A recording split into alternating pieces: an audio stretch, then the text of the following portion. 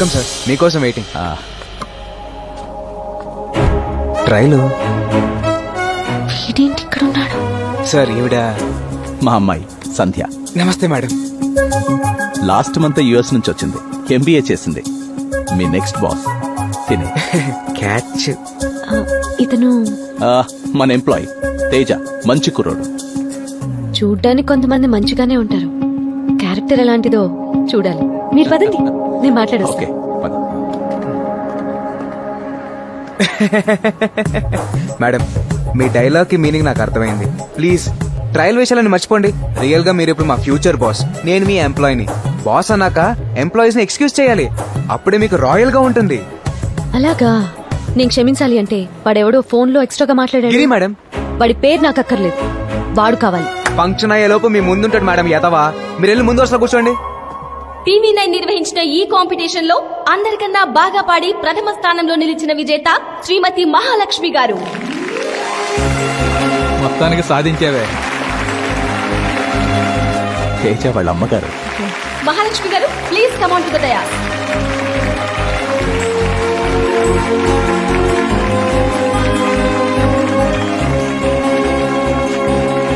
మన chief guest Shri Nandakishore గారిని మహాలక్ష్మి గారికి 5 లక్షల ప్రైజ్ మనీ చెక్ ని అందించవలసిందిగా కోరుతున్నాం. Please welcome sir.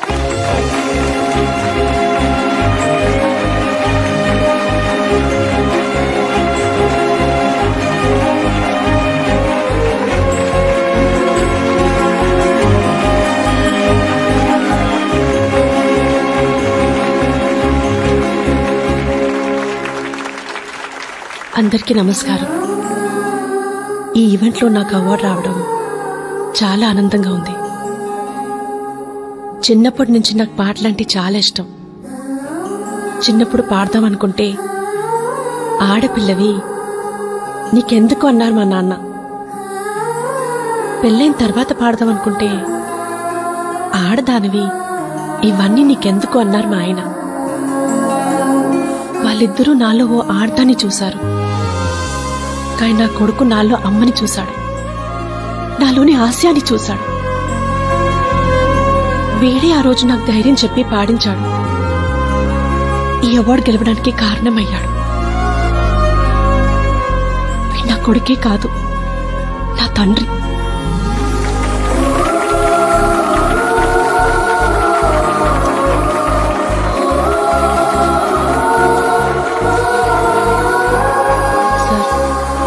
ఈ అమౌంట్ ని మీరు నడుపుతున్న ట్రస్ట్ కి డొనేషన్ గా ఇవ్వాలనుకుంటున్నాను. ప్లీజ్ తీసుకోండి. మేడం, నన్ను క్షమించండి మేడం. విజువల్ గా తగ్గడానికి ఇంతకన్నా ఏమీ ఉండదు.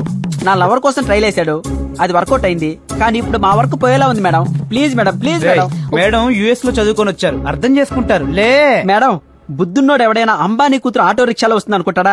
మీ ఎంప్లాయీస్ మేమే పల్సర్ లో వస్తుంటే మీరు స్కూటీలో రావడం ఏంటి? మీ స్టేటస్ కి స్కూటీకి ఏమైనా సంబంధం ఉందా? ప్లీజ్ మేడం, ప్లీజ్ మేడం, క్షమించండి madam, please please madam, please madam.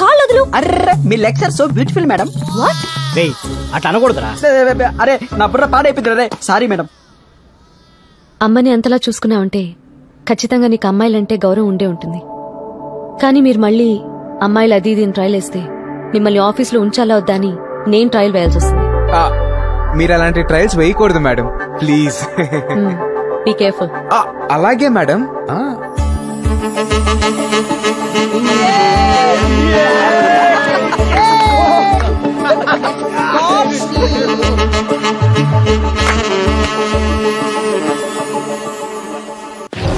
What the hell you are talking?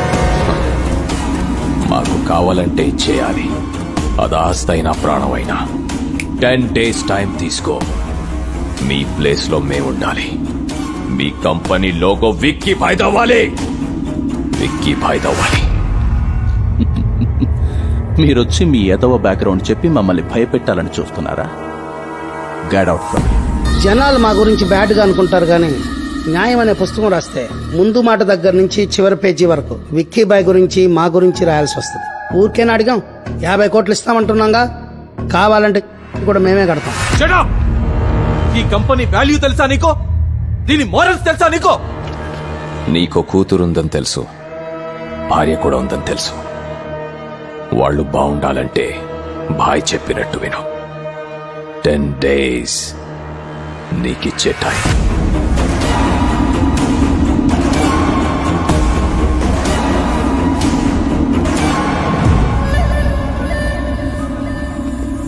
నమస్కారం మినిస్టర్ గారు. నమస్కారం నందకిషోర్ గారు. కూర్చోండి కూర్చోండి కూర్చోండి.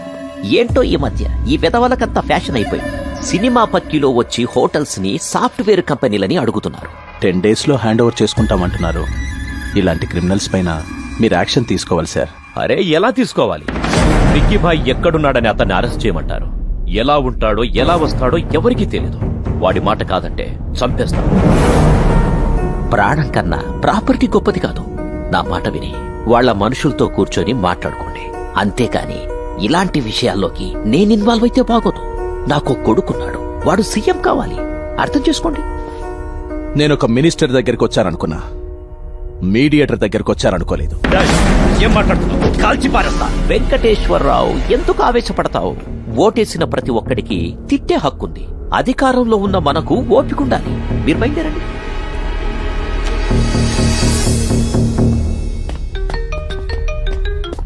హలో అన్న, మన గురించి టీవీలో న్యూస్ వస్తుంది. అర్జెంట్ గా టీవీ ఆన్ చేయి. ఆ న్యూసెన్స్ అవ్వకుండా చూసుకో. మీరిప్పటి వరకు డ్రగ్స్ మాఫియా, ల్యాండ్ మాఫియా చూస్తుంటారు. ఇప్పుడు కొత్తగా సాఫ్ట్వేర్ రంగంలోకి దిగిన మాఫియా విక్కీ భాయ్, దినా, శివ. పోలీసులు నేరస్తులను ఎప్పుడు పట్టుకుంటారో, ఎలా పట్టుకుంటారో వేచి చూడాలి. చూసావా, చిన్న గొడవ చేస్తేనే పోలీసులు వచ్చి అరెస్ట్ చేస్తారు. చంపేస్తానని ఆయన బెదిరిస్తుంటే పోలీసులు ఏం చేస్తున్నట్టు?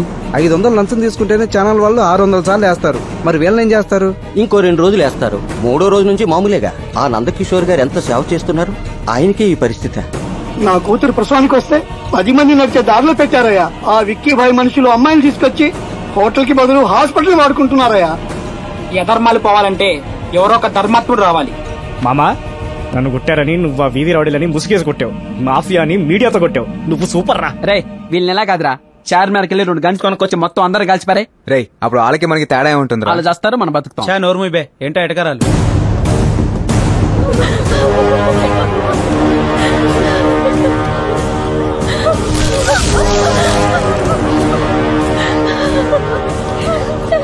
సార్ చూడండి సార్, మమ్మల్ని ఎలా కొట్టారు.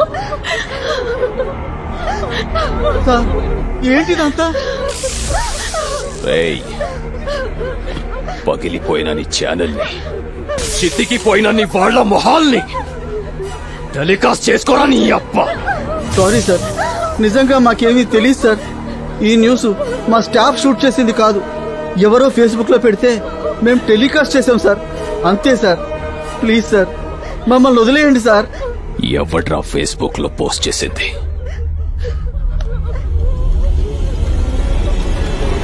ఇతనే సార్. ఎవడు వీడు? ఇతను నందకిషోర్ ఆఫీస్ లో employee sir. Nandakishore, I'm so హ్యాపీరా. చాంబర్ లో జరిగిన విషయాన్ని ఛానల్కి ఎక్కించావు. ప్రపంచం మొత్తం తెలిసేటట్టు చేశావు. ఇలాంటప్పుడే చదువుకున్న వాళ్ళకు కూడా ధైర్యం ఉంటుందని సమాజానికి తెలుస్తుంది. Thank you sir. But that bloody Vicky boy very dangerous. From the morning Bangkok, Hong Kong నుంచి చాలా థ్రెటనింగ్ కాల్స్ వస్తున్నాయి. సమస్య గురించి, శత్రువు గురించి మీరు ఆలోచించకండి సార్. మీ వెనక మేము అంతా ఉన్నాం. ఈ విషయంపై ఢిల్లీకి వెళ్లి సెంట్రల్ మినిస్టర్ ని కలుస్తా. You better be careful. అలాగే సార్.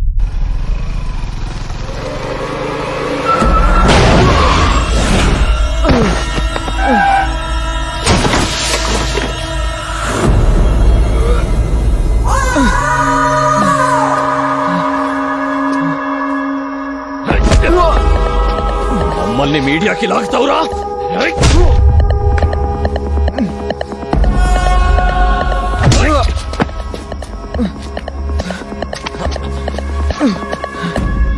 వదిలేండి సార్, తప్పు జరిగిపోయింది.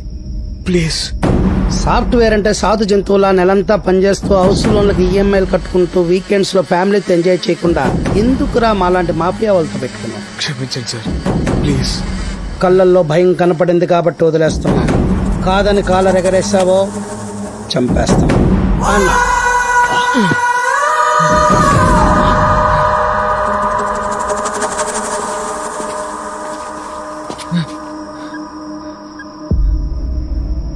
హలో తేజ, తేజ, ఏంట్రా ఇలా కొట్టిసారంట్రా?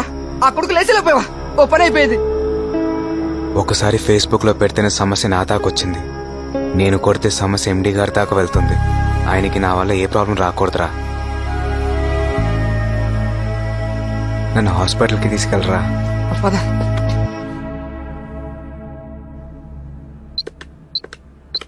ఎలా తగిలే ఎన్ని దెబ్బలు? బండి స్కిడ్ అయి పడ్డా. సార్ కంపెనీని విక్కీబాయ్ పేరు మీద రాసి ఆత్మహత్య చేసుకున్నారంట్రా.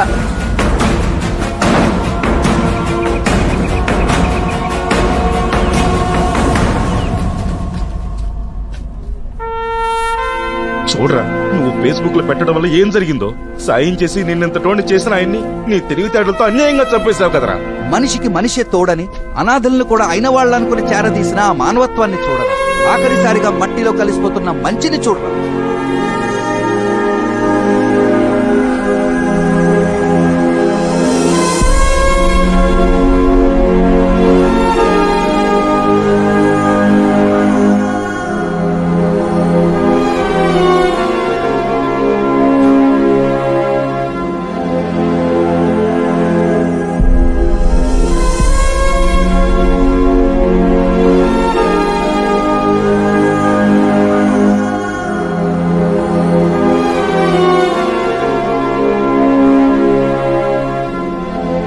క్షమించండి సార్.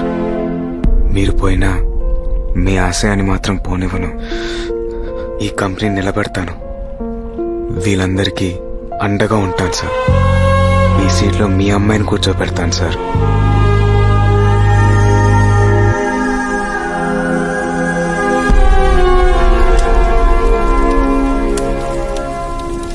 ఇంతమందిని ఆదుకున్న గొప్ప వ్యక్తిని ఒంటరిగా పంపకూడదురా. చాలా మందిని తోడు పంపాలి. ఏంటో నువ్వు అనేది? ఆయన ఆత్మహత్య చేసుకునేంత పిరికోడు కాదు. భయపెడితే కంపెనీ రాసేసేంత భయస్థుడు కాదు. ఏదో జరిగింది, అదేంటో తెలుసుకోవాలి.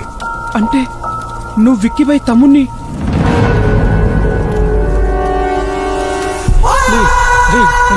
ఐడియాని షేర్ అడుగుతావా? నేను చెప్పద్దు ప్లీజ్, ప్లీజ్ చెప్పద్దు ప్లీజ్, ప్లీజ్.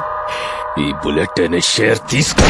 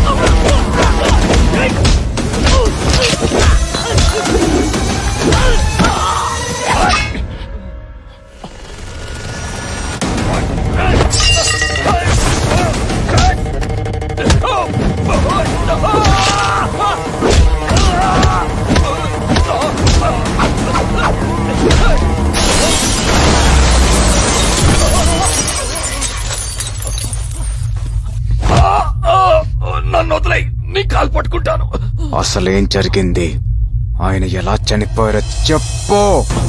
చెప్తా, మొత్తం చెప్తా.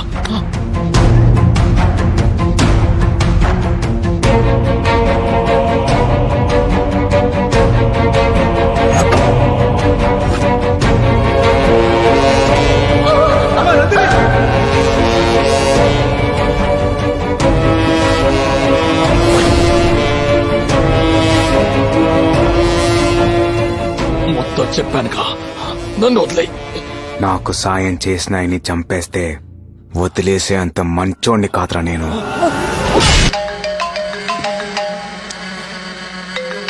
ఫోన్ తీయవేంట్రా? చచ్చిపోతే ఎలా తీస్తాడ్రా? రేయ్, ఏం మాట్లాడుతున్నావు? నీ తమ్ముణ్ణి, నీ వాళ్ళని మొత్తాన్ని చంపేశా. ఎవడ్రా నువ్వు? ఇప్పటిదాకా నువ్వు చేసిన ధర్మాలన్నింటినీ ఎదిరించడానికి వచ్చిన ధర్మాన్ని, ధర్మాభాయ్నే. ఇక మీదట పేదోడికి ప్లాట్ఫామ్ ధర్మాబాయ్.com. విక్కీబాయ్తోనే ఇంత డేర్ గా మాట్లాడుతున్నావు, ఏంట్రా నీ power? Knowledge is my power, honesty is my character. ఇప్పటిదాకా నువ్వు ఆక్రమించుకున్న ప్రతి ఆస్తి నీతోనే వెనక్కి రాయిస్తా. అరవకో, హైదరాబాద్ నడి బొడ్డున నరికేస్తా. రా. వస్తారా? రా.